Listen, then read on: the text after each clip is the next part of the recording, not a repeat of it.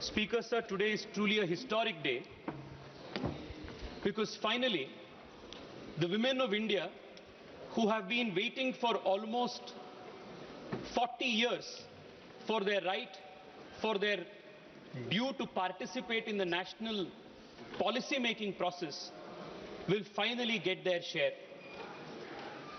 The Narendra Modi government, by the 3 bills that have now been introduced, is not only going to fast track the Women's Reservation Bill and its applicability from 2029, it is also going to write a new chapter in the development journey of India by for the first time giving the Nari Shakti of this country a vocal, visible, credible, tangible representation in the nation building process. I would want to, on behalf of all the women of this country, congratulate and thank Prime Minister Narendra Modi for these 3 very important and historic bills that are fast-tracking, catalyzing the participation of women in the country's politics. Speaker, sir, the journey of the Women Representation Bill, the Women Reservation Bill that started in 1996 and is finally now seen crucial in 2026. This 30-year journey has seen a checkered history. At least a half a dozen times, the bill was introduced, and on one pretext or the other, especially parties who are now in the opposition, delayed, disrupted, and ensured that the bill does not see the light of day. We still remember when earlier the bill was introduced in the earlier government's tenure, leaders from Samajwadi Party and the RJD tore up the bill in this house and said this women reservation bill will pass only over my dead body. The country remembers this kind of emphatic opposition that they gave to the women reservation bill at that time. ये अटके रहा था, 30 साल के लिए अटके रहा था। आज नारी शक्ति वंदन अधिनियम जो पारित हुआ है, वो सिर्फ और सिर्फ भारतीय जनता पार्टी और नरेंद्र मोदी जी के कारण से वो पारित हो चुका। अध्यक्ष जी, even today, the opposition has now come up with a new argument, a new pretext to further stall and further disturb and oppose the application of the Women Reservation Bill. And the new pretext that they have come up with is this vacuous opposition, this baseless opposition to the delimitation exercise.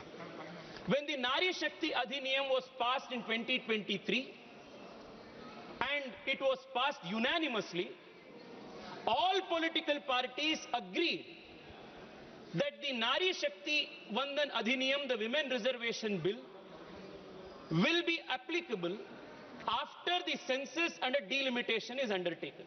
This is the mandate of the Constitution that everybody voted for. Today, the opposition has taken a U-turn. They are now opposing the fast-tracking of this bill in the 2029 elections and saying we want to oppose this because we don't want the delimitation exercise to take place. I come from the south of the country, the southern state of Karnataka, Speaker, sir, just like you represent from Kerala. Speaker, sir, over the last 3 days, we have seen a systematic misleading and propaganda by certain members of the opposition in the most irresponsible, anarchic fashion to mislead the people in the south of India. Let me make it very clear. If at all there was anything, even an ounce of injustice that the proposals that the government has brought to the parliament, even if there was an ounce of injustice to the south of India, I as a proud Kannadiga would have been the first to oppose such kind of a proposal. I have gone through the proposal that the government of India has brought, the Modi government has brought. I am saying this not as a member of the BJP, but I am saying this after thoroughly examining all the 3 proposals, that other than the practical proposal that the Modi government has brought for delimitation of seats in the country, the south of India and the smaller states of India that have controlled our population, we could not have got a better deal than this. This is the best deal that the Narendra Modi government has provided. Very briefly, I want to explain to you, through you to the House and the country speaker, sir, the constitutional framework that governs the delimitation exercise. My learned friend Gaurav Gogoiji was in his speech mentioning that we are bringing the delimitation exercise through the back door. I want to very clearly make it clear to him that the delimitation exercise is not a backdoor exercise that the BJP is doing. This is a constitutional mandate of Article 81 and 82. We are only purely following what the Constitution asks us to do. There are three primary articles that govern the exercise that we are now conducting, Speaker, sir. Article 81, Article 82 and Article 330A of the Constitution, which provides for women reservation. Let us examine all the three articles briefly and summarily to understand what the articles essentially say.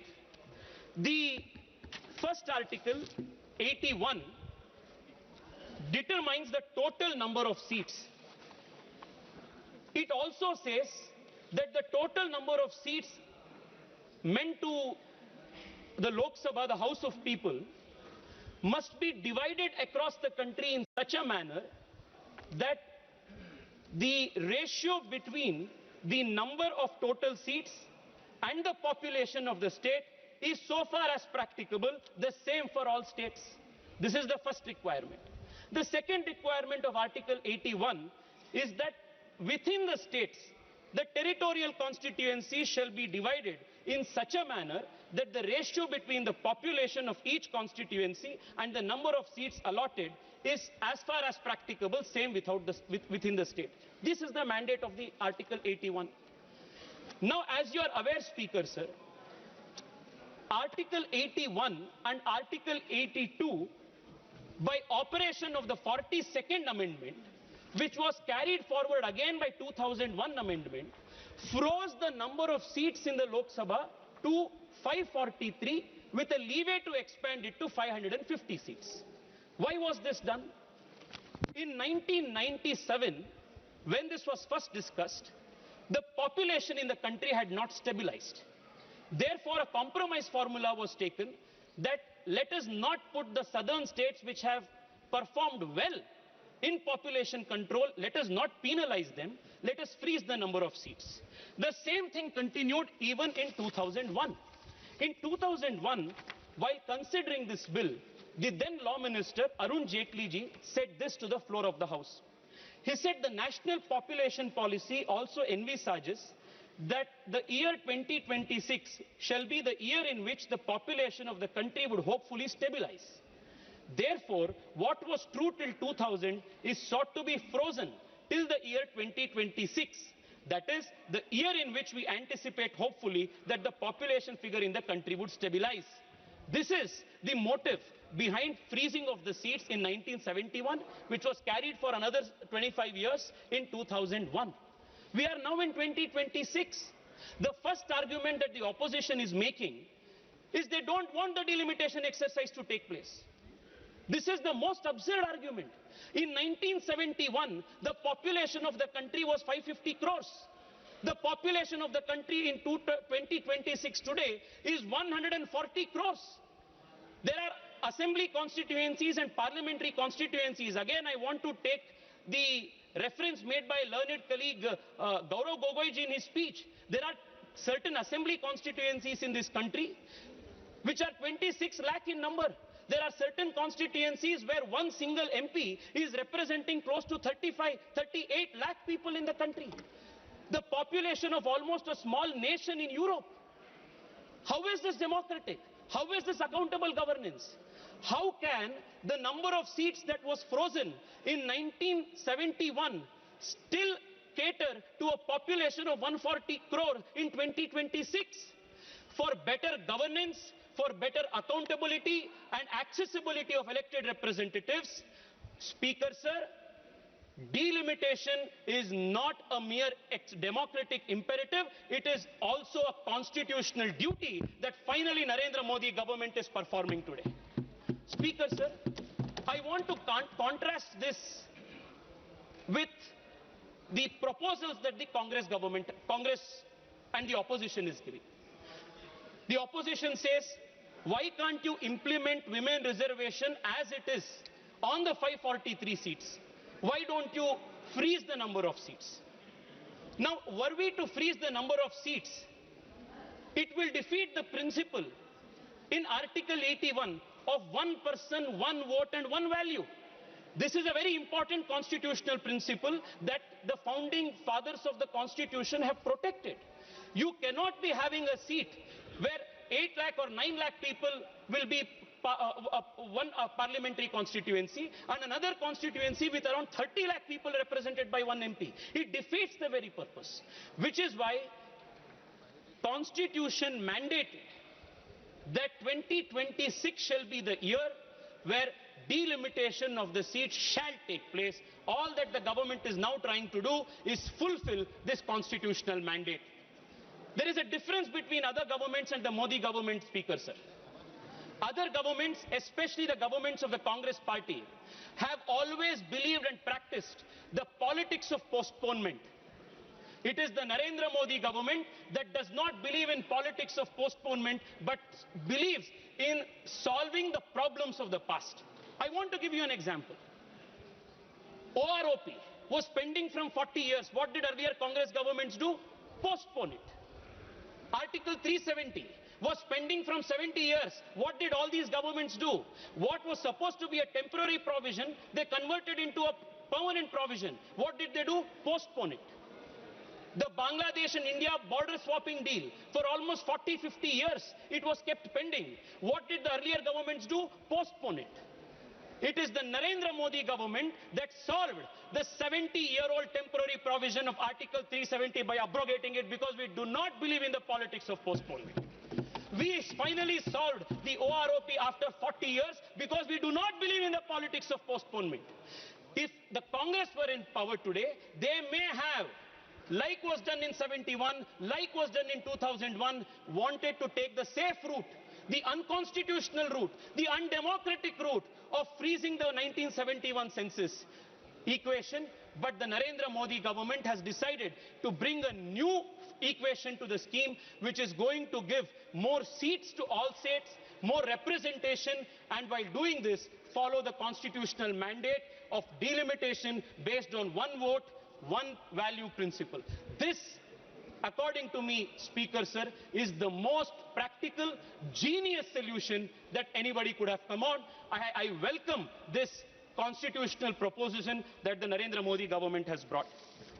Speaker, sir, I now want to take a couple of minutes to examine the arguments that the Congress party and its leaders, the opposition and its leaders have made in opposition to these three bills. Now, the first thing that they say is, don't do anything. Don't bring in the delimitation.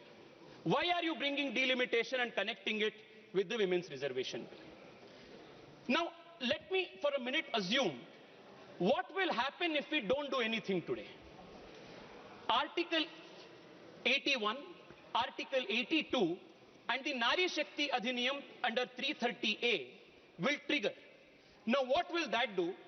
2027, the moment the new census data is published, the delimitation exercise will get triggered. And because as of today, Article 82 and 81 freezes the number of seats in the country at 543, all across the country, delimitation will have to take place to redistribute the 553 seats among the existing states of the country based on the 2027 population. Now, what is this scenario going to do? Speaker, sir, because you come from Kerala, I want to draw the attention of the country with an instance, an example of Kerala. Now, suppose the government today does not go ahead with delimitation and 330A comes into play by force of law, 2027 census gets published. What will happen then? Look at these numbers, Speaker, sir. Today, Kerala has 20 parliamentary seats. If you will divide based on 2027 projected population, the population of the country and population of Kerala, and divide the 553 seats across the country from north to south, then Kerala will lose 6 seats. Kerala will have only 14 seats. Now, on these 14 seats, bring 1/3 representation for women that 330A Nari Shakti Adhiniyam brings. Now, what is going to happen? In that case, Venugopalji will not have a seat. In that case, all those people who are representing the Congress here and opposing this will not have a seat. What the present proposal of the Narendra Modi government is to not only protect the existing seats from encroachment, it is also a proposition to ensure that Kerala does not lose out on 6 seats. Now, for a minute, I want to assume, let us not take the 2027 census, but let us divide the country's parliamentary seats on the basis of 2011 census. Now, what will happen? 2011 census ke aadhar par, if we are going to divide the number of seats, again 543 because Article 81 freezes is at 843, again Kerala will lose 5 seats. If you take 2011 seat number, Kerala will lose 5 seats. If you take 2027 number, Kerala will lose 6 seats. What Narendra Modi government is today offering is additional 10 seats to Kerala. This is only gain and no loss. This is why I say this is the best proposal that one can bring. Speaker, sir, let me take the example of Tamil Nadu. I am glad that Rajaji has come here. Now they are making the most loudest opposition. One second. How can you convince the House how this 10 seats will be increased? By which provision? How? By which provision this 10 seats Yes. will be increased? I'm coming there, Speaker. Please. Yes. Thank you, Speaker, sir. You have asked a very pertinent question. Many questions from the opposition in the last few days is the delimitation bill, the constitution amendment bill, both do not speak of this 50% increase. On what basis are you saying there is going to be a 50% increase? This is the question. Is this the question, Speaker, sir? Yes. Speaker, sir, I would want to draw your attention. Not the Speaker, Chairman, sir. Chairman, sir, sorry. I would want to draw your attention to Article 81 of the Constitution again. What does the Constitution Article 81 say? Article 81 says, as it reads today, not more than 530 states chosen by direct election from territorial constituencies in the state, not more than 20 members to represent union territories in such manner as Parliament may provide. In essence, 81.1 and 2, 81.1a(b) essentially gives 550 seats as the total seats that is now frozen. The interesting part is 81.2, where the mandate is that the above said seats, the 550 seats mentioned above, shall be allotted to each state in such a manner that the ratio between the number of population of seats and the total seats and the population of the state shall, as far as practicable, be same across the state. This is the provision that operates the 50% argument. Today what we have done, instead of 530 members, we have now increased it to 815 members for the House of People seats from the states and increased another 30 for the union territories. A 50% increase is what we have given. Now, how will this be operated? When Article 81(2) is applied and the Delimitation Commission will have to conduct the delimitation and the apportionment exercise exactly on the basis of 81(2) because it's the constitutional mandate, then they will have to reapportion the states. They reapportion the seats in the only manner possible, that is a 50% increase for every state. This is the argument. Chairman, sir, the problem is the opposition does not come prepared for debates And even if they do come prepared for debates, they behave in a manner as though that they don't understand. Because the object is not to understand, the object is to oppose for the sake of opposing. I hope I have made myself clear, Chairman, sir. Chairman, sir, now let us examine the second argument. Now the second argument is that if there is a proportionate increase in 50% of seats for all states, then the states of southern India will lose out. Rajaji, please listen to me. I am as much an Indian from the south like you are. The only difference is I do not speak the language of separatism that the DMK practices. I believe that the country from Kashmir to Kanyakumari is one. Speaker, sir, I want to... Surya ji. Speaker, sir. Tejasvi Surya ji. Please, wait, I will. Speaker, sir. I will. Let me. Speaker, sir, let me. I will. Speaker, sir. Tejasvi Surya ji. Now, Speaker, sir. No, please. Chairman, sir, my request is, Rajaji, I will strictly stick to what the technical portion. You just hear me for 1 second. Yes. See, please don't make any allegation against against a political party. No, see. No, please, I will. After Tejasvi Surya, I will give the opportunity since you have mentioned his name. Yes. You please wait. Speaker, sir. Speaker, sir. On. Speaker, sir, 1 second. Rajaji, I want to take your attention. On 24th March 2026. If you are taking the name of Sri Raja, then I have to give the chance to you. Please give him a chance after my speech. Okay, after my speech, please. Fine. I have no objection. After he Speaker, concludes, sir. I will give the chance. No, I will give the chance. Chairman, sir. Chairman, sir. So you are yielding? No. After my speech, let him answer. I am not yielding. Speaker, sir. On March 24th, 2026, Tamil Nadu Chief Minister MK Stalin makes this tweet, and I will read one important sentence from that tweet, with which I have full sympathy and full support. This is the tweet that MK Stalin speaks and writes. It is our consistent stand that the current proportional representation of states should not be disturbed under any circumstances. This is what he says. I agree with this. I have already made it clear. If at all this government had brought in a proposal that would decrease the number of seats and my state of Karnataka would be in a loss, I would have been the first to protest it.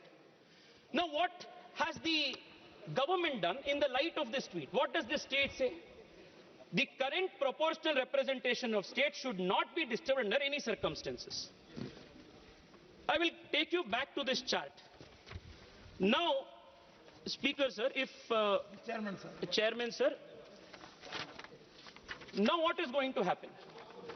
We have increased the number of seats to 815, 850 in total.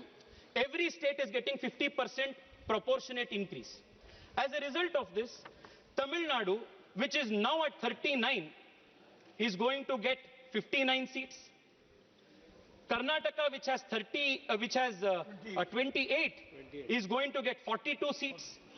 Andhra Pradesh, which has 25, will get 38 seats. Telangana, which has 17, will get 26 seats. Kerala, which has 20, will get 30 seats. And what is the proportionate increase? Andhra Pradesh, 52%. Telangana 52%, Karnataka 51%, Tamil Nadu 51.5%, Kerala 50%. The total share of the South Indian states, which as it stands today, in the total scheme of things in the parliament, in the floor of the parliament, which is 23.9, will continue to remain 23.9 after this is passed. I don't understand where is this objection coming from. This is exactly what the Modi government has done by protecting the proportional representation of states which should not be disturbed. the argument, the demand that Stalin had made, this is the same thing that the Narendra Modi government has done, but today they are out there in Tamil Nadu doing drama by burning this constitution amendment bill. Let there be a limit to your hypocrisy, Rajaji. Let there be a limit to the hypocrisy of the DMK. Now, Speaker, sir, now the question is, what will be the scenario if we do not increase the seats proportionately by 50%? One of the arguments that has been proposed, advanced, is why don't you simply stick to 2011 census numbers, and based on 2011 census, without the 543 limit, increase the number of states. Now, if we were to increase the number of seats purely on the basis of 2011 census, by not providing... He's not yielding. By not providing a 50% increase, Chairman, sir, this will be the scenario. Tamil Nadu today has 39 seats. If delimitation were to be conducted purely on the basis of 2011 census, it will be 49 seats. What Narendra Modi government is giving to Tamil Nadu today is 59 seats, 10 seats more than what the opposition is arguing for. Kerala has 20. If only by 2011 census, if we had done the gerrymandering or the demarcation of the seats, Kerala will get only 3 seats in rice, 23 seats. Kerala today is getting 30 seats in rice. Karnataka today has 28. If only by the population, if we were to do for 2011 population, Karnataka will get 41. Karnataka is now getting 42. Andhra Pradesh is 25. If only by 2011 you do, it would be 33. Today Andhra Pradesh is getting 37. Whichever way you look at it, if you look at it from the way of 27 census, if you look at it from the way of 2011 census, if you look at it by 543 as redistribution, or by taking away all of these things and only basing it on population, none of these permutation and combination is going to give the southern states as best a deal as what Narendra Modi government has now given by this 50% proportionate increase in the population, in the seats formula. Now, Speaker, sir, now this is the second question. Chidambaram Saab yesterday has put a long article, a tweet, and said that the proportionate voice of the South Indian states will get diluted if there is a 50% rise in the number of seats. My question is, today, the share of the South Indian states in the overall scheme is 23.7%. It will continue to be 23.7%. How will the voice of the South get diluted? Second, the majority margin, the halfway mark today is at 272. If there is going to be a 50% increase in the total number of seats, naturally the halfway mark also will jump by 50%. So this whole argument that the southern states is going to lose because of the proportionate 50% increase, I will say, is not only a vacuous argument, it is an illogical argument, it is not only an unconstitutional argument, but most importantly, Speaker, sir, this is a mischievous argument that comes from creating anarchy in this country by misleading the people. Speaker, sir, now I would want to take a few minutes of the time allotted to me to examine the alternatives that the Congress party and the opposition has proposed. Now, there are broadly 3 alternatives that the Congress has proposed. The first alternative is, don't increase the 543 number of seats.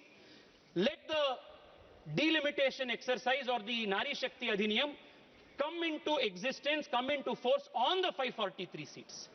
I have already explained that one, it is constitutionally impermissible because Article 81, 82 demands the value of one vote, one value. Second, if we were to redistribute 543 seats based on 2027 census or 2011 census, the proportion of the seats that the southern states today have is going to further get reduced. Therefore, this first argument, the argument of postponing of delimitation exercise or the argument to freeze the number of seats as per 1971 absolutely holds no constitutional value and therefore must be rejected. Second, the argument that the opposition is making, the Chief Minister of Telangana has made, is to propose a very interesting hybrid model of linking the population of the state along with the GSDP, the state's per capita contribution and the state's gross development of the state. Now this argument, I don't know, Speaker sir, who has advised the Chief Minister of Telangana. Either I can only say that they don't wish him well, because this proposal is laughable at the best and impractical at the worst. Let me explain why. First, if you will say that the vote of a common citizen in Telangana has more value than the vote of a common voter in Bihar, then you are defeating the constitutional principle of one value, one vote. आप किसके आधार पर देश में ये delimitation और exercise करना चाहते हैं? जो अमीर है क्या उनके लिए ज्यादा वोट होगा? जो गरीब है क्या उनका वोट नहीं है, उसके लिए वैल्यू नहीं है? ये किस प्रकार के आर्गुमेंट है? अध्यक्ष जी, if you will take this argument further forward, Mukesh Ambani will have 1 lakh vote and somebody like us will have only 1 vote. Is this the kind of logic that the Congress wants to build? Speaker sir, this argument by this alternative by Telangana Chief Minister of linking delimitation and number of seats to the GSDP of the state is the most foolish argument anybody can prosper. This is unconstitutional. This defeats the value of one man, one vote, one value that the Constitution promises. Second, Speaker sir, there is another very important dimension to this. GSD देश के GDP हो या प्रदेश के GDP हो, ये 10 साल, 15 साल वो stagnant नहीं रहता है. It is not going to remain constant. Every 6 months, GDP can go up, GDP can come down.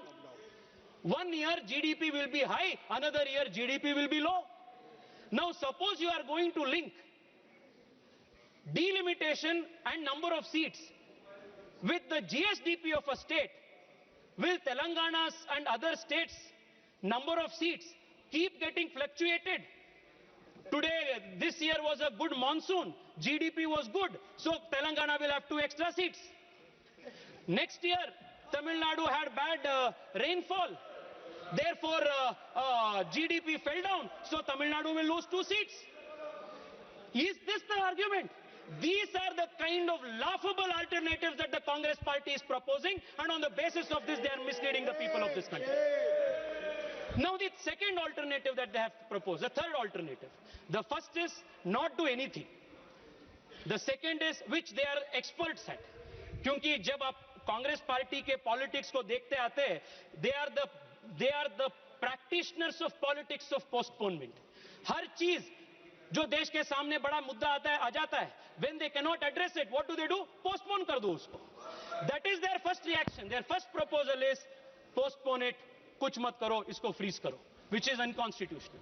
Second, the Telangana CM's proposal linking GSDP to number of seats, which again, like I demonstrated, Speaker sir, is the most ludicrous argument. Third argument that they have given, that I read, honorable member, learned friend Shashi Tharoor has made. He has said that there should be a digressive proportionality model as per the European Union Parliament.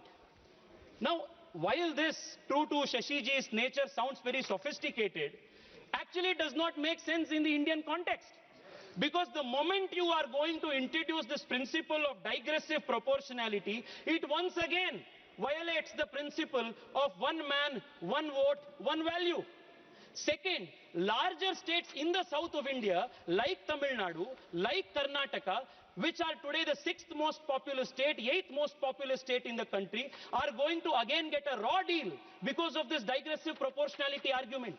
Therefore, my submission, Speaker sir, other than this 50% equal proportionate increase to all states alternative that Narendra Modi ji has proposed. There is no alternative that serves everybody, that is gain for everybody and no loss for everybody. Therefore, the country as a whole and especially the opposition must welcome this with all responsibility. Speaker, sir, the other argument that has come in criticism of this 800 plus seat increase is that if you increase this number of seats of the Lok Sabha to 800 plus seats, then it will become an unwieldy Lok Sabha. That the Lok Sabha will be so big that you will not have healthy debates, healthy discussions. Ye bahut bada, ye unwieldy ho jayega. This is the argument that Manish Tiwari ji has advanced.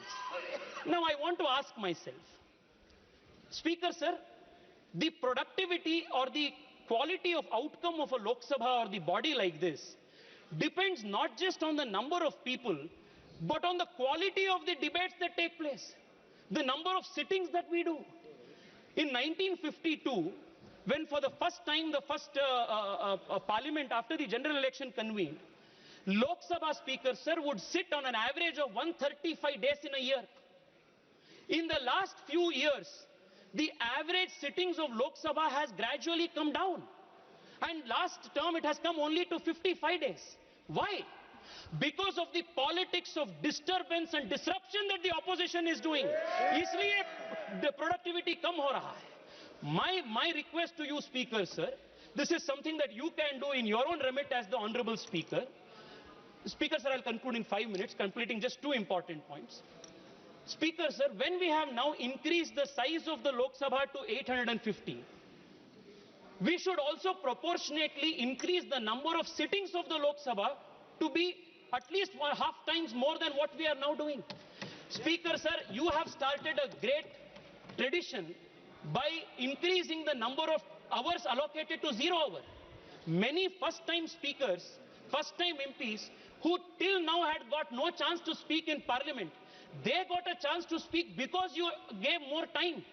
My request to you, Speaker, sir, is when the Parliament is going to become a 850 member body, instead of around 55 number of sittings that we do per year, if the Lok Sabha were to sit for 125 seats, or like in the case of the Japanese Diet, if we were to sit for 150 days, then every single member representing every single constituency will get more than enough time to place on the floor of the House the problems of the constituents. This is something that needs to be done. Speaker, sir, now I will also want to explain, Speaker, sir, why this whole attention that the opposition parties and a few regional parties in the south, led by the DMK, why are they doing so much noise? And why the tears that they are shedding is nothing but crocodile tears? Yes. Speaker, sir, I thank heavens that in 2026, when the country is doing delimitation, Narendra Modi ji is in power and Bharatiya Janata Party-led government will do the delimitation. Because if you remember, the way the Congress party, the UPA, divided the two undivided Andhra Pradesh into AP and Telangana, it was done the partition of AP and Telangana was done in a worse fashion than the British did the partition of India and Pakistan. This is the kind of legacy they have, Adhyakshi. Adhyakshi, I want to conclude by bringing to your notice only one important aspect. In the last 10 years of the Narendra Modi government, the south of India has enjoyed great support, encouragement for the developmental ambitions of the south. Speaker, sir, on a conservative estimate, if you compare the devolution of funds from the center to the South Indian states in the last 10 years and contrast it to the 10 years of the UPA, on an average, every single South Indian state has got not less than 250% more funds by the Narendra Modi government. The Narendra Modi government has also increased the budget for railway lines. The number of railway electrification that has taken place in the last 10 years under the Modi government in the southern states is unprecedented. Budget पे नहीं है। मैं आपको ये इतना प्यार आ रहा है ना आप लोगों को, समाजवादियों को दक्षिण भारत के बारे में, इसलिए मैं आपको बता रहा हूँ जी, इसलिए मैं आपको बता रहा हूँ। सर, रेलवे बजट की बात देखिए आप। आंध्र प्रदेश में 2009 एंड 2014 के बीच में speaker sir 886 crores was what they got. Narendra Modi government has given 10,000 crores. This is just one incident. Number of metros to the southern states has increased. Electrification has increased. Number of rails has increased. Number of airports has increased. The total devolution of funds to the South Indian states has increased. Most importantly, Speaker Sir, we have not only given the southern states more money, more rail, more infrastructure, but most importantly, for the first time in the country's history, more than 25 national institutions today allow for regional language examination. If I want to apply for CRPF, I can do it in writing examination in Kannada, in Telugu, which was not the case when the Congress party was ruling. We have respected language, we have provided more development, and today Narendra Modi is also providing more seats and more proportion allotment to the southern Indian states by protecting the South's voice in the total parliament, the floor of the House. Speaker Sir, I want to conclude by one last point that needs to be addressed. Speaker Sir, the argument that has been repeatedly made is that the argument that is repeatedly made is that the Narendra Modi government is bringing in this proposal to somehow create a disadvantage for the southern Indian states. Nothing at all, Speaker Sir, can be farther more than truth than this particular assertion. Speaker Sir, I want to say that we come from the Bharatiya Janata Party. Bharatiya Janata Party sanskar, our culture, is not to see this nation as tukde tukde. The culture of this party is not to side with those who chant the slogan of Bharat ke tukde honge, inshallah, inshallah. This is not the culture of the Bharatiya Janata Party. The culture of the Bharatiya Janata Party is, the culture of the Bharatiya Janata Party, Speaker Sir, is, the culture of the Bharatiya Janata Party, Speaker Sir, is Himalayat samarabhya yavat Indu sarovaram tam deva nirmitam desham Hindustanam prachakshate. Jo desh ऊपर हिमालय से नीचे भारत के इंदु सरोवर तक है, वो पूरा देश जो अखंड है, अविच्छिन्न है, वो भारत है. This is the commitment of Bharatiya Janata party. वो कन्याकुमारी हो, वो कश्मीर हो, वो कच्छ हो या कामाख्या हो, we will support for the integrity, sovereignty, unity of this country, because that is not only a constitutional mandate, but most importantly, the Bharatiya Janata Party's Karyakarta believes that it is our civilizational duty to protect this country. This is what differentiates us from the parties like the Congress that sides with tukde parties, and like the DMK, which speaks the language of separatism. We abhor your politics, we reject your politics. In conclusion, I want to say, if the UPA and the opposition today, Speaker Sir, is going to vote against these most practical, most constitutional, most inclusive proposition, then for years to come, the history of the country will remember the opposition and all of you sitting here as not only opposition to the women of the country, but also to the interests of the southern Indian states of the country. I want to emphatically say again, if you will reject this, if you will vote against this, the people of this country, the women of this country will never forgive you. The people in the south of India will never forgive you, because your politics is not a politics of inclusion, your politics is a politics of anarchy. I really hope that you will honestly examine the merit of this proposition and also honestly examine the hollowness of your own arguments and finally vote in support of this historic bill. I once again thank Prime Minister Narendra Modi for not only giving voice finally after 40 years to the women of this country, but most importantly for protecting the interests of all southern states and all important small states of the country. Thank you, Prime Minister, sir. Thank you for what you have offered to the South. This is the best deal ever possible. Thank you, Speaker, sir.